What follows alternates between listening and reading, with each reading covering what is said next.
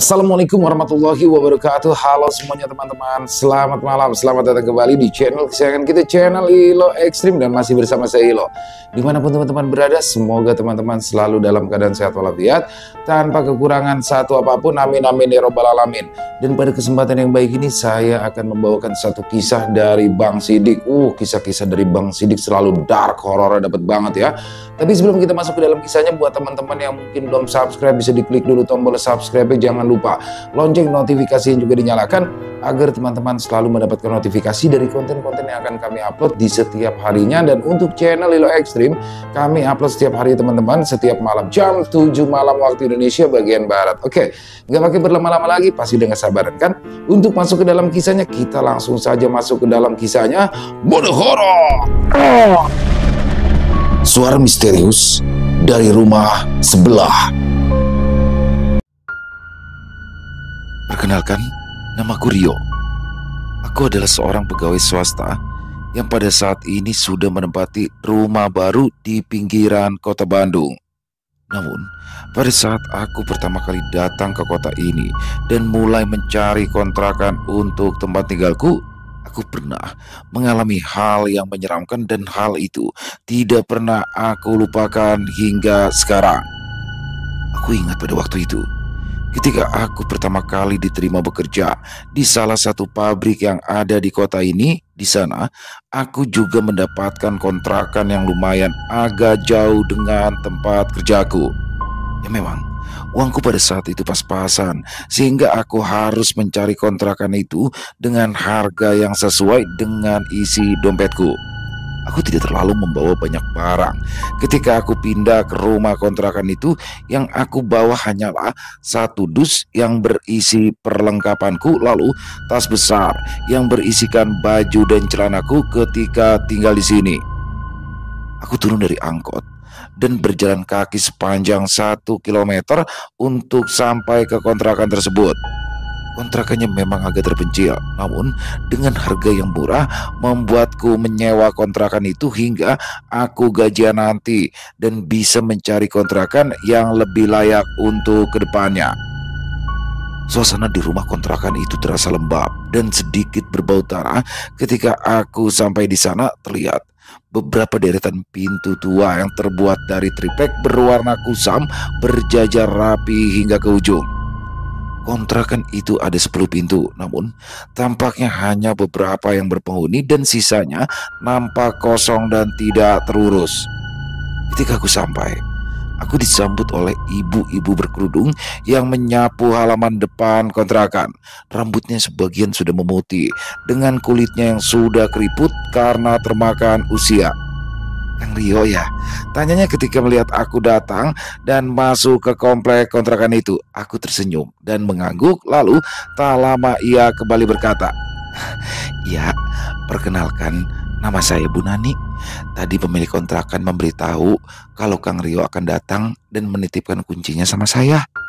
Kontrakan yang Kang Rio sewa ada di kamar nomor 6 yang ada di sana," kata Bu Nani sambil menunjuk ke arah kamar yang pintunya terbuka. "Kang Rio mah nggak perlu khawatir masalah isinya, karena sudah saya bereskan sesuai perintah pemilik kontrakan ini. Jadi Kang Rio tinggal masuk dan istirahat saja ya." Aku kembali tersenyum sambil menerima kunci itu dari Bu Nani. "Ya Bu, terima kasih banyak ya sudah membersihkan kontrakan," jawabku sambil malu-malu. Bu Nani tersenyum. Dia menyimpan sapu lidi di dekatnya, lalu tak lama ia berkata kembali, "Gak perlu sungkan seperti itu atuh Kang, karena memang nomor 6 itu lebih layak daripada yang lain." Aku pun kembali mengangguk, dan tak lama kemudian aku mulai berjalan kembali menuju ke kontrakan nomor 6 yang letaknya agak jauh dari gerbang depan. Aku menyusuri kontrakan itu secara perlahan. Suasana nampak sunyi, tidak ada suara motor ataupun kendaraan yang melewati jalanan di depan kontrakan, sehingga suasananya nampak sedikit nyaman untuk beristirahat. Ketika aku berjalan, tiba-tiba saja balik pintu nomor 4 muncul seorang anak kecil laki-laki yang berumur sekitar 5 tahunan. Ia berlari keluar. Dia terlihat mengenakan kaos robek dan menabrakku hingga terjatuh. Tak lama kemudian, ibunya muncul dari dalam. Dia nampak mengejar anak kecil itu sambil membawa piring berisi makanan yang ia pegang dari salah satu tangannya. Aduh Andi, kenapa lari-lari sih? Dia sempat melihatku dan tak lama dia meminta maaf padaku sambil mengamati anaknya yang terjatuh di depan kontrakan itu. Aduh, maaf ya Kang, ini anaknya memang bandel, suka lari-larian, katanya sambil sedikit menunduk. Ah, nggak apa-apa Bu, nggak apa-apa, namanya juga anak-anak, malah itu tadi jatuh anaknya, nggak apa-apa kan? Tanyaku sambil sedikit tersenyum. "Ah, nggak apa-apa Kang, anak saya memang seperti ini, suka lari-larian," jawabnya sambil menyuapi anaknya sekarang. "Oh iya, perkenalkan nama saya Murni. Akang penghuni nomor 6 kan? Tadi saya tahu dari Bu Nani kalau sekarang ada penghuni baru di sini." Aku pun mengangguk, tak lama aku pun menjawab. "Oh iya Bu, nama saya Rio, salam kenal ya Bu." Aku pun kembali berpamitan kepada Bu Murni dan berjalan kembali ke arah kontrakanku. Setelah melewati kontrakan nomor 4, kontrakan nomor 5 nampak kosong, pintunya digembok rapat dan sepertinya tidak ada penghuninya. Setelah itu barulah kontrakanku, dan di sebelahnya nomor 7, kontrakan itu juga kosong sama seperti nomor 5. Aku sempat melihat ada seseorang yang sedang duduk sambil merokok di ujung kontrakan. Dia nampak asyik duduk sambil menatapku dan tersenyum. Aku pun menundukkan kepalaku dan ia seketika langsung mengangkat tangannya untuk menyapa padaku. "Aku Ari, penghuni nomor 1," katanya sambil sedikit berteriak. Ari tampak seumuran denganku. Tubuhnya kurus, rambutnya sedikit gondrong. Lalu dia dengan santainya merokok di ujung sana yang berbatasan langsung dengan hutan bambu dan area persawahan. Aku pun membalasnya dengan mengangkat tangan. Lalu tak lama aku berhenti tepat di pintu kontrakanku yang kini sudah terbuka lebar setelah Bu Nani membersihkannya sebelum aku datang. Di sana aku melihat ruangan kecil yang terdiri dari satu kamar mandi, dan sebuah dapur kecil yang bisa aku pakai untuk memasak sesuatu. Kondisinya memang sedikit memprihatinkan. Dindingnya tampak lembab, catnya sedikit mengelupas, lalu ada bekas paku yang berlubang di dindingnya. Belum lagi lantai keramiknya nampak kusam seperti keramik-keramik lama, bahkan di beberapa keramiknya nampak retak dan ada yang sudah diganti dengan semen di beberapa bagian. Wajarlah suasana kayak gini, ada harga ada rupa, kataku yang duduk di lantai ketika pertama kali aku masuk.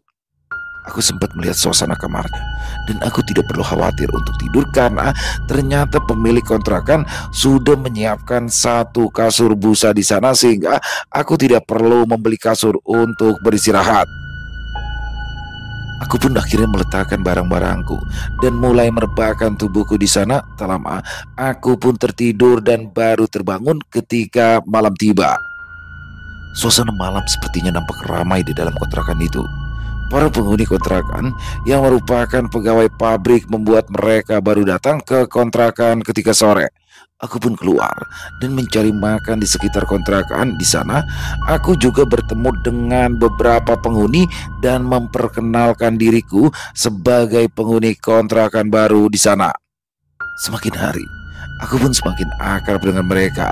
Aku seperti terbiasa dengan suasana malam di kontrakan, seperti Ari yang selalu terbangun dan mengobrol dengan seseorang hingga subuh tiba, ataupun Andi yang sering berlari-larian di lorong dan dikejar oleh ibunya, dan tak jarang pula Bu Nani yang suka datang dan membawakan makanan untuk dibagikan kepada para penghuni kontrakan yang lain. Namun semuanya nampak berubah tepatnya ketika aku sudah tinggal di sana selama 3 minggu. Hal itu terjadi ketika aku pulang lembur di pabrik dan mulai pulang ke kontrakan. Waktu sudah menunjukkan pukul jam 1 dini hari dan suasana kontrakan benar-benar sepi sekarang. Kamar Ari yang biasanya masih terbuka lebar dengan lampu yang menyala kini nampak padam, bahkan sandal dan sepatu yang biasanya berada di depan kontrakannya tiba-tiba saja menghilang. Hal itu tentu saja membuat suasana semakin sepi, apalagi seluruh penghuni di dalam kontrakan itu sudah tertidur pulas di jam tersebut. Aku pun akhirnya melangkah pelan. Suara kakiku nampak menggema di sepanjang jalan ke kontrakanku. Udara benar-benar dingin, sehingga tubuhku mendadak menggigil. Suara hewan malam seperti jangkrik di ujung kontrakan nampak terdengar. Belum lagi, bintang-bintang di atas sana nampak gelap, sehingga suasananya benar-benar berbeda. Aku pun mulai mempercepat langkah, namun tepat ketika aku melintasi kamar kontrakan kosong nomor 5, tiba-tiba aku menghentikan langkah karena aku seperti melihat gorden di balik jendela kontrakan nomor 5 seperti bergerak sendiri di dalam sana. Seperti ada sesuatu yang sedang melihatku dari dalam sana, dan ia nampak sedang mengawasiku ketika aku melewati kontrakan tersebut. Hal itu tentu saja membuatku sedikit ketakutan. Aku hanya melirik sebentar dan menganggap bahwa itu adalah ulat tikus atau angin yang menggerakkan gorden itu. Aku langsung mempercepat langkahku dan mulai berjalan kembali ke depan pintu kontrakanku. Aku tahu kontrakan itu kosong, jadi tidak mungkin ada sesuatu yang bergerak-gerak dengan sendirinya. Namun ketika tepat aku berpikir seperti itu, tiba-tiba saja dari dalam sana aku mendengar suara nafas yang lembut dan teratur, seperti ada seseorang yang ingin berbicara namun mulutnya tersumpal oleh sesuatu. Suasana yang hening seperti ini membuat suara sekecil apapun langsung terdengar oleh telingaku, dan hal itu membuatku menggelengkan kepala. Aku langsung membuka kunci pintu kontrakanku agar aku bisa langsung masuk ke dalam, dan ketika masuk, aku langsung mengunci kembali pintu dari dalam. Apa itu ya? Gumamku dengan wajah yang sedikit pucat. Aku terdiam sebentar. Jantungku berdetak kencang, namun aku berusaha meredamnya. Aku mencoba berpikir positif bahwa itu mungkin adalah suara dari pipa bocor atau suara dari tikus yang berada dalam kontrakan nomor 5 tersebut. Setelah aku mulai merasa tenang, akhirnya aku mulai beristirahat, dan tak lama kemudian aku terbangun kembali ketika matahari sudah muncul dengan suara gaduh dari Andi yang berlari-larian di depan pintu kontrakan. Aku terbangun ketika kondisi kontrakan sudah mulai ramai di pagi hari. Matahari yang lumayan terik langsung menembus jendela yang tertutup kain sarung tipis sebagai penutupnya. Suara Andi yang tertawa sambil dikejar oleh ibunya menghiasi hari itu. Dan aku langsung terbangun dengan kepalaku yang masih pusing karena lembur semalam di tempat kerja. Sambil menguap, aku keluar dari kontrakan tersebut. Rupanya di sana sudah ramai. Bu Nani, Bu Murni nampak asik mengobrol di luar. Belum lagi suami Bu Nani yang sibuk dengan motor bututnya di depan kontrakan. Mereka langsung menatapku ketika aku keluar. Mereka langsung tersenyum dan menyapaku, dan aku membalas dengan senyuman juga. Aku menghirup udara di depan kontrakan. Pintu aku buka lebar-lebar agar udara bisa masuk ke dalam rumahku dan tidak membuat kontrakanku pengap. Di sana aku penasaran atas apa yang sedang mereka obrolkan, karena Bu Murni dan juga Bu Nani nampak serius mengobrol tentang sesuatu pada saat itu. Bu, sepertinya mah itu tikus deh, karena kan kontrakannya emang udah lama kosong. Jadi wajar aja kalau jadi sarang tikus, kata Bu Nani kepada Bu Murni yang kini duduk sambil memegang anaknya. Tapi masa sih tikus suaranya aneh? Si Andi aja sampai kebangun dan nanyain saya kalau itu suara apa. Tanya Bu Murni yang masih merasa heran atas apa yang ia dengar semalam. Bu Murni yang melihatku masih bersantai di dekat pintu seketika langsung memanggilku. Kang Rio, sini dulu Kang, teriaknya. Aku pun mengangguk, lalu tak lama aku mendekat kepadanya. Bu Murni akhirnya bertanya tentang suara yang ia dengar tentang kontrakan nomor 5 di sana. Aku langsung terdiam karena aku juga merasakan atas apa yang ia dengar pada malam itu. Kang, kemarin malam denger nggak sesuatu yang aneh di kamar itu? Katanya sambil menunjuk ke arah kontrakan nomor 5. Aku kembali mengangguk. Lalu tak lama dia meyakinkan lagi ucapannya. Suaranya kayak aneh gitu ya, bukan kayak suara tikus. Aku kembali mengangguk. Di sana aku berpikir, rupanya Bukan hanya aku saja yang mendengar suara tersebut, namun Bu Murni yang tinggal di kontrakan nomor 4 juga mendengar hal itu. Bu Murni kembali melirik ke arah Bu Nani, lalu ia kembali berkata, "Tuh Bu, Kang Rio juga dengar. Suaranya aneh, nggak kayak suara tikus. Kalau itu emang tikus masih Andi nggak mungkin sampai nangis kayak ketakutan." Bu Nani terdiam. Ketika mendengar apa yang aku dan Bu Murni ucapkan, dia melirik ke arah kontrakan nomor 5, lalu melirik kembali padaku dengan tatapan yang aneh. Ketika semuanya terdiam, tiba-tiba kita semua dikejutkan oleh sesuatu. Prang! Hal itu tentu saja membuat kami bertiga langsung melirik ke arah gerbang depan. Dan rupanya itu adalah Ari yang membawa gergaji serta tutup tong besar berwarna biru. Tutup besar itulah yang menabrak gerbang hingga menimbulkan bunyi yang membuat kami semua kaget. Ari nampak cuek. Ia langsung berjalan ke dalam kontrakannya. Tak lama kemudian dia langsung menutup pintunya dengan rapat. Aku hanya terdiam melihat dia seperti itu, dan tak lama aku baru sadar perutku keroncongan karena memang aku belum makan dari pagi tadi. Aku pun meninggalkan mereka berdua, lalu berjalan keluar untuk membeli sesuatu. Aku pun kembali ke kontrakan jam 1 siang. Kontrakan nampak sepi. Aku langsung masuk ke dalam kontrakan untuk siap-siap bekerja karena aku bekerja di shift kedua.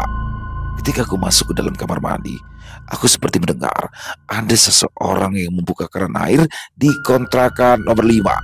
Aku tidak tahu siapa yang membuka keran air itu, namun ketika aku mencoba menempelkan telingaku di tembok, tiba-tiba saja terdengar suara seperti seseorang yang memukul tembok dari kontrakan nomor 5. Hal itu tentu saja mengagetkanku, sehingga aku langsung mundur satu langkah dan langsung memakai baju kerjaku, kemudian keluar dari kamar mandi. Aku langsung keluar dan mengunci pintu. Tidak lama, aku langsung berjalan cepat melewati kontrakan nomor 5. Aku merasa seperti ada sesuatu yang aneh di sana. Dan entah mengapa, hal itu baru terjadi ketika aku sudah hampir 3 minggu tinggal di kontrakan ini. Aku sampai ke kontrakanku tepat jam setengah 11 malam. Suasana kontrakan kembali sepi. Bahkan Ari yang biasanya selalu membuka pintu rumah kontrakannya sepanjang malam kini tampak gelap seperti tidak ada kehidupan di dalamnya. Aku hanya bisa berjalan kembali dan langsung bergegas untuk membuka pintu kontrakanku di sana. Aku kembali terdiam karena aku merasa aneh ketika aku melewati kontrakan nomor 5. Seperti ada sesuatu yang mengawasiku, bahkan sekarang lebih jelas. Seperti ada orang yang berdiri di balik kain penutup jendela. Aku tidak tahu ada apa di balik jendela itu, namun aku bisa merasakan sesuatu yang sedang mengawasiku. Aku yang mencoba untuk tetap berpikir positif dan langsung mengganti bajuku sebelum aku beristirahat di dalam kamar. Aku sudah tidak mau berpikir yang aneh-aneh atas apa yang aku lihat dan aku dengar ketika melewati kontrakan nomor 5. Namun tepat ketika aku ingin memejamkan mata di dalam kamar, tiba-tiba saja terdengar seperti suara jemuran yang diseret secara perlahan di depan kontrakanku. Jemuran kecil. Tempat aku mengeringkan baju kotor itu seperti diseret oleh sesuatu, namun tak lama kemudian suara tersebut menghilang. Aku langsung terbangun. Aku melirik ke arah jam dinding yang ada di pojokan, dan di sana aku baru sadar bahwa sekarang sudah jam setengah 1 malam. Suara itu mulai terdengar lagi. Kali ini ada sesuatu yang lain selain suara dari benda yang diseret. Seperti ada suara langkah kaki yang terdengar sekarang, dan suara itu seperti sedang menyeret sesuatu secara pelan dari kontrakan kosong itu. Aku penasaran dengan suara tersebut karena suara itu seperti orang yang sedang kesulitan untuk menarik sesuatu. Pada awalnya aku ingin melihat siapa yang melakukan hal tersebut di tengah malam seperti ini. Namun ketika aku ingin mendekat ke arah jendela, tiba-tiba saja, astaga, terlihat sebuah bayangan yang melintas di depan kontrakanku. Dia berjalan pelan melewati pintu dengan hembusan nafas yang mirip dengan apa yang aku dengar di malam kemarin. Suara itu mengerikan karena dia bergerak secara perlahan dan aku bisa melihat bayangannya dari bawah pintu. Aku hanya bisa terdiam terdiam dan mencoba menebak siapa yang melakukan itu di malam hari seperti ini. Namun, tepat ketika ia berdiri tepat di dekat jendela, ia mendadak terdiam. Lalu, tak lama kemudian dia membalikan badannya dan menatapku dari luar jendela. Bayangan dari lampu luar terlihat jelas sehingga aku bisa melihat bahwa itu adalah siluet manusia di sana. Aku bisa melihat bahwa itu adalah seorang wanita dengan rambut panjang yang kini berdiri tepat di depan jendelaku. Aku hanya bisa terdiam, tidak bisa bergerak, jantungku berdetak dengan cepat. Aku tidak berani untuk mencari tahu siapa orang itu. Tak lama kemudian, pandanganku teralihkan ketika aku mendengar suara handphoneku bergetar pelan. Rupanya itu adalah suara notifikasi dari para pekerja di shift malam. Dan ketika aku kembali memalingkan kepala kepada wanita tersebut, sosok itu mendadak menghilang. Dan tak lama kemudian, aku mendengar suara yang lain, suara seseorang yang berjalan pelan tepat di dalam kontrakan nomor 5. Hal itu tentu saja membuatku tidak bisa tidur semalaman. Sosok bayangan yang berdiri di luar jendela membuatku benar-benar ketakutan. Aku baru bisa tidur ketika ayam sudah mulai berkokok dan aku terbangun kembali ketika mendengar suara gaduh dari luar kontrakan di pagi harinya. Apa yang terjadi pada malam itu?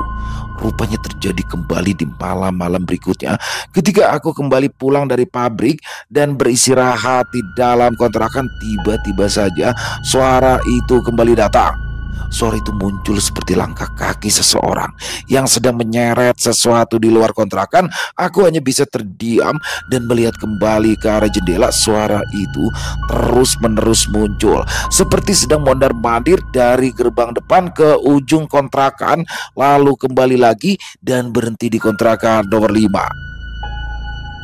Aku sempat memberanikan diri untuk mencari tahu siapa sebenarnya dia. Namun, setiap kali aku membuka pintu, suara itu mendadak hilang dan tidak ada siapapun di luar sana selain hanya suasana kontrakan yang sepi dan sunyi ketika malam hari. Suara misterius itu kini mulai menjadi pembicaraan bagi para penghuni kontrakan. Aku yang pada saat itu akan berangkat ke pabrik di pagi hari bertemu dengan Bu Nani yang baru saja selesai menjemur pakaian. Dia menyapaku yang akan berangkat di pagi itu. Lalu tak lama kemudian dia bertanya tentang suara-suara aneh yang dia sering dengar setiap malam kepadaku. Kang Rio beberapa malam ini melakukan sesuatu di luar. Soalnya sudah beberapa hari saya mendengar suara orang yang lagi nyeret-nyeret sesuatu. Tanya Bu Nani kepadaku.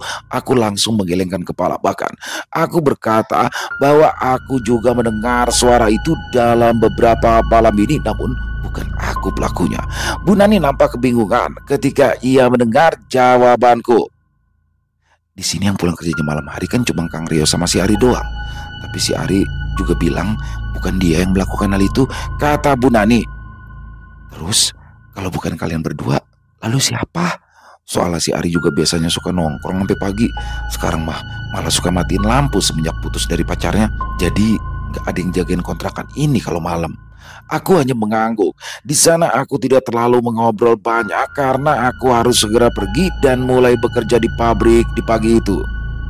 Tepat ketika aku kembali pulang, ketika sore hari, para penghuni kontrakan ternyata masih membahas tentang hal itu. Mereka semua penasaran dengan suara-suara aneh yang mereka dengar. Andi yang berada di kontrakan nomor 4 sudah beberapa hari ini menangis secara tiba-tiba sebelum suara itu terdengar dari arah luar. Semua penghuni kontrakan kini merasa aneh dengan kondisinya karena baru kali ini mereka merasakan hal seperti ini selama mereka tinggal. Aku yang baru datang hanya menyapa mereka sebelum aku berjalan lagi ke depan pintu kontrakanku. Rasa lelah dan capek membuatku masuk ke dalam kontrakan dan tidak ikutan mengobrol dengan mereka. Setelah sampai di kontrakan, aku pun langsung membersihkan diri dan tak lama kemudian aku langsung tiduran di kasur dan tertidur pula sehingga akhirnya aku terbangun kembali di jam 11 malam. Pada malam itu, suasana tampak lebih hening dari sebelumnya. Rasa kantuk dan lelah yang aku rasakan membuat aku akhirnya tertidur kembali di tengah-tengah tidurku yang pulas. Aku seperti tidak peduli dengan suara yang aku dengar lagi dari luar. Namun tepat ketika jam 5 subuh, aku terbangun oleh sebuah teriakan dari Bu Murni yang tiba-tiba saja panik sambil memanggil-manggil anaknya. Andi, dia berteriak di dalam rumah. Suaranya begitu keras sehingga aku merasa panik dan langsung mencari tahu apa yang sedang terjadi. Aku langsung membuka kunci pintu. Lalu tak lama aku keluar untuk mendekat ke kontrakan Bu Murni. Namun tepat ketika aku ingin berjalan ke arah kontrakan nomor 4, tiba-tiba saja, astaga, Andi, kenapa kamu tiduran di sini? Kulihat Andi tidur tepat di pintu kontrakan nomor 5. Dia tidur tanpa batal, tanpa alas, dan terlihat nyenyak tidur di sana. Hal itu tentu saja membuatku berteriak, Bu Murni, Bu Murni, Andi ada di sini. Bu Murni yang mendengar hal itu seketika berlari ke arah pintu. Dia terlihat panik karena pintu itu dibuka dengan paksa agar ia bisa segera keluar. Setelah itu dia melihat anaknya tidur tepat di depan pintu nomor 5 dan Bu Murni seketika histeris ketika menemukannya. Andi, kenapa kamu tidur di luar? Padahal pintu depan dikunci, kata Bu Murni sambil memeluk anaknya. Dia menangis dengan tangisannya menggema. Hal itu tentu saja membuat semua orang terbangun dan mendekat. Aku melihat Bu Nani dan suaminya terbangun. Begitu pula dengan Ari yang bangun dan melihat apa yang sedang terjadi. Ari mendekat kepadaku. Ia bertanya apa yang terjadi kepada Andi. Bro, si Andi kenapa? Aku menggelengkan kepala. Rasanya seperti tidak masuk ke akal. Ketika pintu kontrakan yang terkunci, lalu si Andi bisa tertidur di luar dengan kondisi seperti itu. Andi terbangun ketika Bu Murni memeluknya selama beberapa menit. Ia masih nampak mengantuk dan bergumam ketika ibunya menanyakannya. Aku diajak main. Tadi malam mah ada tete-tete datang, lalu ngajak aku main. Katanya dia seneng kalau anaknya nanti bisa kayak aku. Semua orang di sana terdiam. Aku, Ari, Bu Nani dan suaminya juga Bu Murni seperti tidak percaya atas apa yang ia katakan. Perasaan dulu nggak ada kejadian yang bisa membuat anak tidur di luar kontrakan kayak gini, gumam Bu Nani dengan wajahnya yang pucat. Ya betul, meskipun kontrakan ini adalah kontrakan lama, baru kali ini ada kejadian seperti ini, kata suami Bu Nani dengan nada yang pelan. Sepertinya ini ada hubungannya dengan suara benda yang diseret oleh sesuatu di tengah malam. Aku dan Bu Murni mengangguk, sedangkan Ari nampak menggelengkan kepala. Dia seperti ketakutan dibandingkan denganku dan juga Bu Murni. Lalu tak lama kemudian Bu Nani berkata kembali, ya sudah, karena anak kamu sudah ditemukan, jadi kita bubar aja ya sekarang. Masalah apa yang terjadi sekarang biar nanti kita obrolkan lagi. Aku mengangguk. Begitu pula dengan Ari yang ada di sebelahku. Semua langsung membubarkan diri ketika Andi sudah dipastikan aman di hari itu. Nampaknya suasana di kontrakan bertambah parah. Di setiap harinya Ari mulai mengeluh karena tercium bau amis yang ada di kamar mandinya. Lalu Bu Nani juga seringkali mendengar suara tangisan di sebelah kontrakannya yang merupakan kamar Ari. Ari sempat ditanya siapa yang menangis di sana dan dia berkata bahwa ia sekarang tinggal seorang diri, jadi tidak mungkin ada tangisan wanita di dalamnya. Selain itu, suami dari Bu Nani seperti sering melihat bayangan orang yang duduk di atas genteng di kontrakan nomor 5. Dia seperti membelakanginya dengan kaki dan tangan seperti tengah diikat oleh sesuatu. Namun, ketika dia menatapnya lama, tiba-tiba saja kepalanya memutar 180 derajat dan melirik kepadanya sambil menunduk dan menangis. Suami Bu Nani langsung berlari ke arah rumah sambil memanggil istrinya. Bu Nani yang ikutan panik langsung keluar dan mencari tahu kenapa suaminya berteriak seperti itu. Suaminya menunjuk-nunjuk ke arah genteng di atas kontrakan nomor 5. Namun ketika mereka berdua melihatnya lagi, tidak ada apa-apa di sana. Hal itu tentu saja membuat suaminya shock, dan dari kejadian itu suaminya langsung mengalami demam dengan tubuh menggigil dan kini dia hanya bisa beristirahat di kamar tanpa pernah keluar selama beberapa hari. Kejadian-kejadian aneh itu terus berlanjut setiap malamnya. Suasana malam di kontrakan itu mendadak sepi. Ari yang biasanya pintunya terbuka ketika larut malam kini mulai menutup diri karena takut atas apa yang terjadi di sana. Dan semua penampakan dan teror yang terjadi di kontrakan tersebut semuanya pasti bersumber dari kontrakan nomor 5, sehingga itu menjadi bahan perbincangan dari para penghuni kontrakan. Mereka semua curiga bahwa ada yang terjadi dengan kontrakan nomor 5, namun mereka juga bingung karena sedari dulu kontrakan itu kosong dan tidak pernah terjadi kejadian aneh apapun selama mereka tinggal di sini. Aku yang mendengar hal itu pun merasa penasaran sebenarnya apa yang terjadi di sana, sehingga tepat ketika aku pulang lembur di malam itu, aku mencoba untuk mencari sesuatu tentang kontrakan nomor 5 itu. Aku yang baru datang ke kontrakan jam 1 pagi, seketika langsung mengambil sebuah tangga kecil dari pinggir kontrakan Bu Nani. Di sana, aku langsung berjalan menuju kontrakan nomor 5, menyimpan tangga di dekat jendela dan naik ke atas untuk melihat kondisi isi di dalamnya dari dalam ventilasi udara yang ada di atas pintu. Rasa penasaran yang tinggi membuatku melakukan hal itu, meskipun tanganku gemetar dan tubuhku seperti menolak untuk mendekati kontrakan itu. Namun aku terus memaksakan diri karena ingin mencari tahu apa yang ada di dalam kontrakan tersebut. Di sana aku menyalakan senter handphoneku. Lalu aku melihat ke dalam dari celah ventilasi. Cahaya senter dari handphone yang tampak redup, seperti tidak bisa memperlihatkan isi di dalam kontrakan itu. Yang aku lihat hanyalah debu-debu yang berterbangan, juga kondisi kontrakan itu yang kotor dan bocor. Aku bisa melihat beberapa genangan air yang menggenang di lantai, dan juga terlihat ada bekas jejak kaki dan selotip bening yang tergeletak di sana.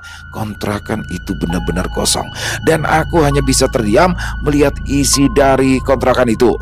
Rasanya sudah cukup aku melihat isi dari kontrakan itu, seperti tidak ada yang mencurigakan, sehingga aku memutuskan untuk turun kembali. Namun tepat ketika salah satu kakiku ingin turun dari tangga, tiba-tiba saja Andi, yang merupakan anak penghuni kontrakan nomor 4, tiba-tiba saja menangis dan menjerit pada malam itu. Tangisnya sangat memilukan. Dia seperti ketakutan akan sesuatu, sehingga membuat Bu Murni langsung terbangun dan mencoba menenangkan anaknya. Hal itu tentu saja membuatku kaget. Entah mengapa, setelah Andi menangis, terasa hawa dingin yang keluar dari dalam ventilasi di kontrakan nomor 5. Hal tersebut membuatku naik kembali ke tangga, lalu kembali menyinari isi dari kontrakan di nomor 5 itu. Namun ruangan yang nampak kosong itu mendadak berbeda. Kedua mataku langsung terbelalak ketika aku melihat sesuatu di sana. Astaga, apa itu? Tepat ketika cahaya senterku menyinari seisi ruangan, aku melihat sesosok perempuan duduk di ruangan tengah. Dia duduk sambil membungkuk dengan rambutnya yang panjang dan menjuntai hingga menutupi seluruh wajahnya. Wanita itu diam tidak bergerak, dan hal itu membuat jantungku langsung berdetak dengan kencang. Aku tidak tahu siapa dia, kenapa dia tiba-tiba muncul di sana. Namun ketika beberapa detik aku melihatnya, kepala yang menunduk itu seketika langsung terangkat secara perlahan, dan dia langsung menatap ke arahku dengan matanya yang putih lalu tersenyum. Jantungku semakin berdetak kencang, tubuhku gemetar, dan senter di handphoneku langsung padam seketika. Entah apa yang terjadi, namun senter di handphoneku mendadak buram dan mati dalam beberapa detik. Setelah itu handphoneku menyala lagi, dan ketika cahayanya menerangi isi dari kontrakan itu, sekali lagi wanita itu hilang. Wajahku pucat, ingin aku turun dan berlari ke arah pintu kontrakanku. Namun entah mengapa tubuhku terasa beku, tidak bisa bergerak sesuai dengan keinginanku. Aku hanya bisa terdiam kembali dengan senter handphone yang kembali menerangi ruangan kosong itu. Namun secara tiba-tiba wajah dari wanita itu tiba-tiba muncul dari balik ventilasi. Dia muncul begitu saja dengan jarak hampir beberapa senti dengan wajahku yang ada di luar sana. Wajahnya yang pucat terlihat jelas, terlihat ada bekas tali jemuran di pipinya yang membekas hingga dahi sebelah kiri. Belum lagi ada bekas tali yang ada di leher sehingga lehernya menghitam. Dia tersenyum menatapku dengan tatapan kosong dari dekat. Senter handphone yang menyala membuatku bisa dengan jelas melihatnya. Lalu tak lama ia berkata, Awak orang ada di dia. Dek, aku yang panik dan ketakutan langsung menjatuhkan tubuhku. Pada saat itu handphone langsung terlempar, layar pecah, dan suara tangga yang terjatuh ke lantai membuat suara yang nyaring hingga membangunkan semua orang. Prang! Suara itu tentu saja membuat Bu Murni yang masih terbangun sambil menenangkan Andi langsung berlari keluar, begitu pula dengan Bu Nani yang mendadak bangun ketika suara tangga itu jatuh dan menimbulkan suara gaduh. Aryo, ngapain kamu di sana sambil bobo tangga? Kata Bu Murni yang melihatku terjatuh dan meringis kesakitan. Aku dengan wajah yang pucat tiba-tiba saja langsung menunjuk-nunjuk ke arah kontrakan nomor 5 dengan nada terbata-bata. Aku langsung berkata, Itu ada wanita di sana. kataku sambil menunjuk ke arah pintu. Bu Murni langsung terdiam. Dia melirik ke arah Bu Nani yang berlari ke arahku dan bertanya apa yang sebenarnya terjadi. Aku langsung bercerita tentang apa yang aku lakukan pada saat itu di sana. Aku bercerita pula bahwa ada wanita yang ada diam di dalam kontrakan itu. Hal itu membuat Bu Nani langsung ikut terdiam. Wajahnya tampak pucat karena sudah lama kontrakan itu tidak dihuni karena harus diperbaiki. Ada apa ini rame-rame? Ari tiba-tiba saja keluar dari dalam kontrakannya. Dia nampak sedikit mengantuk ketika keluar dari kamar, namun ketika dia melirik ke arahku yang berada di depan kontrakan nomor 5, dia seperti ketakutan dan dia hanya diam di depan pintu kontrakannya pada saat itu. Bu Murni melirik ke arah Ari. Dia memanggilnya untuk membantuku berdiri. Pada saat itu Ari dengan wajah yang pucat langsung mengangguk. Lalu tak lama ia berlari dan membantuku untuk berdiri. Setelah itu Ari seketika mundur dan menjaga jarak. Wajahnya seperti ketakutan ketika ia berdiri di depan kontrakan nomor 5. Aku tahu dia juga sebenarnya takut dengan kontrakan nomor 5 karena ia juga pernah beberapa kali merasakan hal-hal aneh di sana. Makanya dia kini tidak berani lagi untuk begadang karena takut dengan kontrakan nomor 5 itu. Semua orang kini terdiam dan kebingungan di depan pintu kontrakan nomor 5. Kami semua bingung harus berbuat apa lagi sekarang. Ari malah berlari kembali ke dalam kontrakannya dan menutup pintunya kembali setelah mendengar apa yang terjadi padaku pada saat itu. Akhirnya di sini Bu Murni mulai mendesak Bu Nani untuk membuka saja pintu kontrakan nomor 5 pada awalnya. Hal itu ditentang oleh Bu Nani karena ia tidak memiliki hak untuk itu meskipun pemilik kontrakan sudah menitipkan kunci seluruh kontrakan kepadanya. Namun di sini Bu Murni memaksa. Dia berkata bahwa Andi akan terus menangis setiap malamnya sambil menunjuk-nunjuk tembok pembatas ke kontrakan nomor 5 apabila dia tidak mengetahui apa yang ada di dalamnya. Bu Nani berpikir cukup lama, pada akhirnya menyetujui apa yang dikatakan oleh Bu Murni. Dia juga curiga bahwa mungkin ada sesuatu di sana. Namun ketika Bu Nani membuka gemboknya, ada sesuatu yang aneh terjadi. Kenapa kuncinya nggak cocok?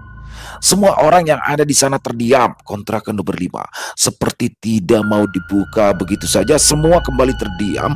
Dan ketika aku merasakan bahwa kita semua harus tahu isi dari kontrakan itu, aku pun langsung berkata, lebih baik kita dobrak aja besok pintunya, biar kita bisa tahu ada apa di dalam kontrakan ini. Sudah, sekarang kita bubar dulu karena masih malam. Setelah mereka semua membubarkan diri dan kembali ke kontrakan masing-masing, aku tidak bisa tidur hingga subuh tiba. Wajah dari wanita itu selalu teringat ketika aku akan memejamkan mata, sehingga aku memilih untuk terjaga hingga pagi menjelang. Tepat ketika jam 6 pagi, pintu rumahku diketuk oleh suami Bu Nani. Dia mengajakku untuk mendobrak pintu kontrakan nomor 5 di pagi ini. Aku pun keluar dan mulai mengikuti suami Bu Nani. Di sana tampak Bu Murni juga sudah berdiri di depan pintu nomor 5 dan Bu Nani juga sudah berdiri sambil membawa linggis dan palu yang merupakan peralatan milik suaminya. Bener, gak apa-apa kalau kita dobrak pintu itu? Tanya Bu Murni dengan nada yang pelan. Udah gak apa-apa, biar nanti saya sama Bu Nani yang bertanggung jawab, jawab suami dari Bu Nani yang mulai mencongkel gembok itu dengan linggis yang ia bawa. Aku pun mulai ikut membongkar gembok tersebut. Dan setelah hampir 10 menit berusaha, akhirnya pintu itu bisa terbuka. Tiba-tiba bau busuk seketika menyeruak. Aku mendadak mual dan ingin muntah ketika pintu itu benar-benar terbuka lebar. Bau anyir dan busuk seperti bau bangkai langsung tercium, dan hal itu menimbulkan kecurigaan atas apa yang ada di dalam kontrakan itu. Aku dan suami Bu Nani langsung menutup hidung sambil berjalan masuk ke dalam.